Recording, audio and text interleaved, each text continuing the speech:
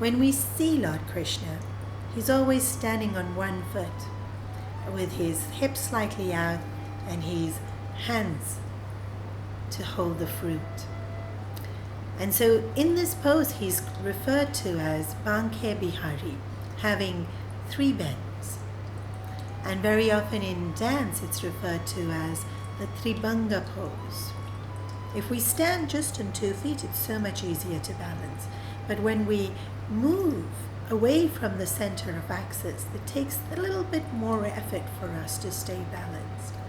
And so Krishna's stance is showing us that no matter how many twists and turns comes, he never moves. He stays very rooted.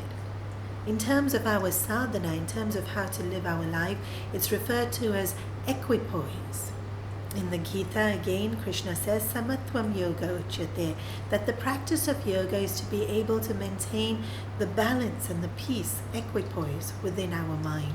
So much keeps happening from the world outside. It could be weather or traffic. It can be a conversation and relationships, work tensions, or pressures of making sure everything is perfect because we want to please somebody.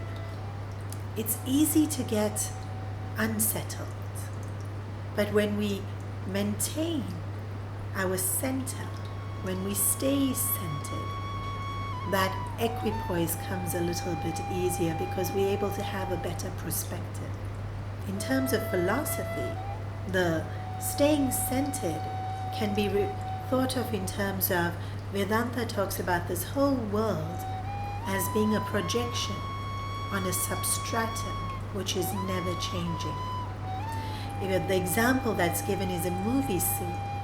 The light flickers on a white sheet, and that white sheet, no matter what happens in the movie, whether it be tsunamis or fires or arguments or fights or bullets or bombs, it's totally unaffected. That truth, upon which all comes, plays and goes, stays completely still and undisturbed by the happenings. Krishna's stance is to remind us that truth can't be shaken. And when we try to live it in our lives, our faith in goodness and our commitment to goodness can't be shaken either.